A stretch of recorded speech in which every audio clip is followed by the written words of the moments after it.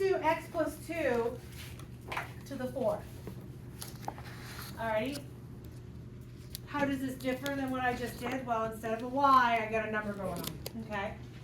So go ahead and tell me what numbers I'm going to start with for x plus 2 to the 4th.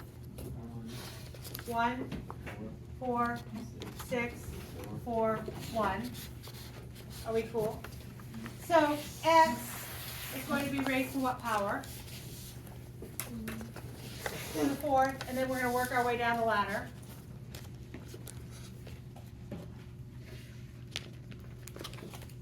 Now, I have a number. I'm going to ask you, anytime you have a number, to put parentheses around it. Because that number is not always going to be a positive number. So we want to make sure to take into account that when we're raising a positive power or to a negative, when we're raising a negative number to a power, sometimes it changes the sign of the whole thing. So just get into the habit of taking that number and putting it in parentheses. Okay? Although a positive 2 is not going to be affected by this, per se, a negative 2 would. So is everybody okay so far with what I've done? I put pluses in between. Now we're going to clean it up. This takes a little turn, because over there we didn't really have to think about it. This guy is x to the 4th, okay? This guy is 4 times x cubed times 2. So what is my new entry going to be? 8x cubed. Do you see it? 4 times 2 is 8. Okay, what's the next entry going to be? 24. Because 2 squared is what? 4 times 6 is 24. X squared. Next guy, 32, because 8 times 4. And then last but not least, 2 to the 4th. 16. Did you do it last year? Yeah, pre-calc would have done it last year. Cool. How does this change the whole event if I was asking you to do x minus 2 to the 4th? Just a negative 2 in the place where you have a 2 there, right? So the 1, the 4, the 6, the 4, the 1 remain the same. The x's remain the same. And then we have negative 2 to the 4th, negative 2 to the 3rd, negative 2 squared, negative 2 to the 1st. Are we cool? So 1x to the 4th remains x to the 4th. What's the next entry going to be? Negative 8. Negative 8 x to the 3rd. Okay, what about the next guy? It's going to be the positive, right? So it's going to be the positive 24x squared. What about the next guy? Negative 32x. And then last but not least,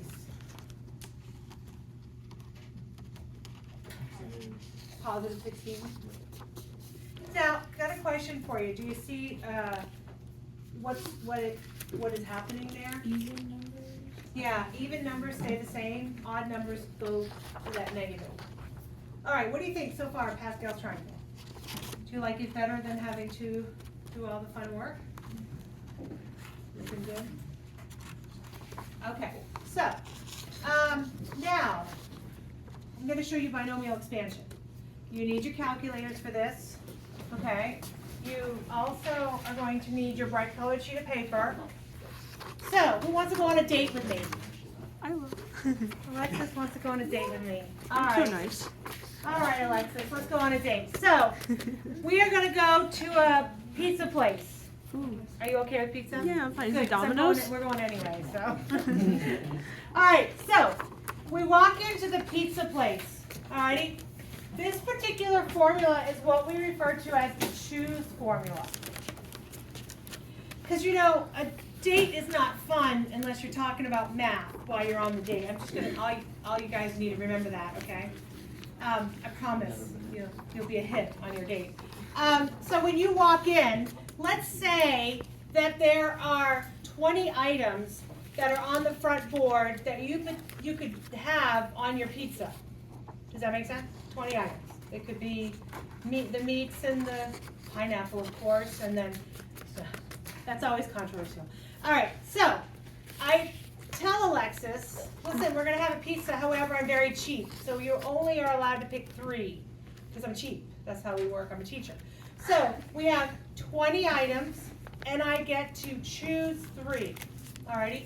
So this is what this thing does for me. It says I have a total of 20. However, I am only going to allow us to choose 3. How many different types of pizza could we come up with? Which I think sounds like a really awesome date conversation. Because what we could do is we could figure them all out and write them out and then, okay, so anyhow, how does that work? So this formula is using a factorial. Some of you have probably never seen what we call a factorial. So we're going to start with that. A factorial is, it's not too hard. A factorial is when you have some number with an exclamation point behind it. And I'm going to give you a solid, concrete number. 6 factorial. What 6 factorial is it's going to be equal to 6 times 5 times 4 times 3 times 2 times 1. So if I said I wanted 4 factorial, what would 4 factorial be? 4 times 3 times 2 times 1, right? If I wanted 8 factorial, you would do 8, 7, 6, 5, 4, 3, 2, 1, right? So you know that your factorial means that. You actually have a button on your calculator that has an exclamation point. I don't know where it's located. I know in the Casios that you can see some of those formulas on the face of it, okay? All right. So what does this date look like? Because we have to have a conversation piece. And I think this would be the perfect conversation piece. I told her we had 20 items up there, and we are only allowed to choose 3. N is my total number. 3 is the amount that we are allowed. And then N minus R, in this particular case, is 20 minus 3, which is 17. So old-fashioned me does it without a calculator. Let me show you how that works. It's not bad. I know it sounds horrible, but old-fashioned me does it without a calculator. You guys, you spring chickens, you guys have a calculator that you are going to be able to do this with. So let's do it with your calculator first, and let me wow you with my mathematical skills after. So you are going to be looking for this button on your calculator. It's called NCR. NCR could be on the face of your calculator. It could be in the PRB section of your calculator. The idea is that we had 20 items on the menu, 3 of which, because I'm a cheapskate, we get to choose. There's 1,140 types of pizza that we can discuss. You know, like we could have had pepperoni, sausage, and onion. We could have pepperoni, sausage, and mushroom. Like, this would be fun, no? No. Okay. All right, never mind. Sounds like a dream date. No? Or talk about something else? I don't know. Immediately rule out. How many pieces you can? I would rule out a few options as well. No anchovies, no green peppers. Yeah. Okay, so having said that, let me show you the old-fashioned way to do this, because I really think you guys will like this. Okay, you won't, but that's okay. 20 factorial is what? 20, 19, 18, 17. It's even fun to talk about. So 20, 19, 18, 17, and I'm going to stop with the 17, and I'm going to put a factorial there. Can you explain why? Because what is 17 factorial? 17, 16, 15, 15. Okay, so over 3 factorial. What's 3 factorial? 3 times 2 times 1. And what is 17 factorial? 17, 16, 15, 14. However, I have 17 factorial up here. You guys see where I'm going with it? So if this had 17 all the way down, and this has 17 all the way down, does it make sense, because I'm dividing, that I can cancel those out? Okay, even more fun. What is 3 times 2 times 1 equivalent to? 6. 6 goes into which one of these guys evenly? 18. That's right, it goes in 6 times. So the way I do it is I go, look, all I have to worry about is 20 times 19 times 6. Doesn't 6 go in 3 times? Yeah, 6 goes in. Oh, I meant 3. Shoot. So that goes in 3 times, right? So then all I have to worry about is 20 times 19 times 3. And what do you get? 1,140? Yeah. Sounds like fun, right? So let's have some fun with this. Don't complain really loud. I know. It looks horrible. What is this called?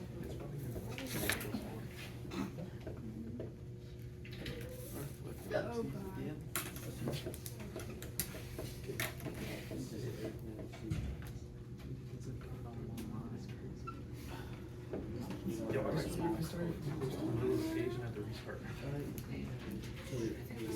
Okay. That's what you have on your bright colored sheet paper. Number 1, do you have to memorize it? No. Number 2, are you able to use your bright colored sheet of paper to do this? Yes. But let me explain that I'm going to add 2 things to this because I want to make it, I think, easier. This guy is going to be n choose 0. It's not on there, but you see it goes 0 to 1 to 2 to 3. And then this guy over here is going to be n choose n. Do we need the dot dot dots? Yes, and let me explain why. If I'm raising something to the 4th power, how many entries would I have? 5. If I'm raising something to the 20th power, I'd have 21. So I don't know how many I'm raising it to, but this indicates that it would always could be bigger. Does that make sense? Oh, they figured it out. Good deal. Okay, so I want you to do me a favor with your calculator. I want you to do some number. I don't care what number you choose. Whatever number, choose 0 in your calculator. So n, or 5 choose 0, 10 choose 0, 21 choose 0. And tell me what you get. Whatever number you choose, choose 0. You get 1. Anybody else? 1. Anybody else? Right. Any number you choose is 1. So n choose anything is 1. Are we feeling good? Okay. Let's look at this. Let's look all the way down here. I want you to do n choose n. Pick a number, choose that same number. Like 5 choose 5. It's 1. If I had 5 items on the menu for pizza and we decided to choose all 5, how many different pizzas could I make? 1 pizza. That's all that's saying. Okay? So, now, let's say we are going to do a plus b to the 4th power. Okay? So, 4 choose 0 is what? 1. 4 choose 1 is what? 4. It's always the same number. So in this case, it's a 4. Okay? 4 choose 2 is what? 6. Okay, interesting. 4 choose 3 is what? 4. 4 choose 4 is? Oh, it's like this, whatever I'm trying to pass. Oh my gosh.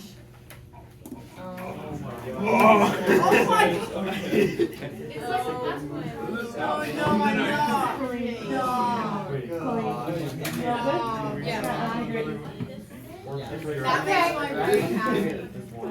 Okay, so whatever number I decide n to be, it's always going to be the entries of the Pascal triangle.